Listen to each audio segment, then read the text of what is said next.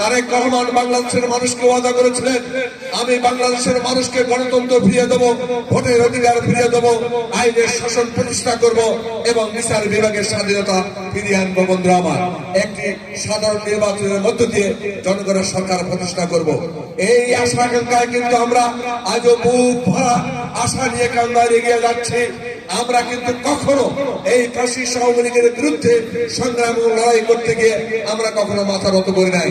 বাংলাদেশি জাতীয়তাবাদী শক্তির নেতৃবৃন্দ হিমালয়ের পর্বতের মতো মাথা উঁচু করে এই ফ্যাসিস্টের বিরুদ্ধে লড়াই এবং সংগ্রাম করেছে এবং এই লড়াই এবং সংগ্রাম করতে গিয়ে হাজার হাজার নেতৃবৃন্দ আজকে গুম হয়েছে, হাজার হাজার মানুষ আজকে খুন হয়েছে, হাজার হাজার লক্ষ লক্ষ নেতা কর্মীর বিরুদ্ধে মিথ্যা মামলা দেওয়া হয়েছে এবং আমরা মানবত জীবন গ্রহণ করেছি, জেল হাজতে গিয়েছি। আমরা কিন্তু আওয়ামী লীগের কাছে মাথা নত করি নাই। এই ব্যাপারে আমরা অন্তর্বর্তী সরকারকে বলতে চাই, বাঙালি বীর জাতি আমরা কিন্তু কখনো কারো কাছে মাথা নত করি না। আমাদের দাবি আমরা আদায় করে ছাড়বো ইনশাল্লাহ।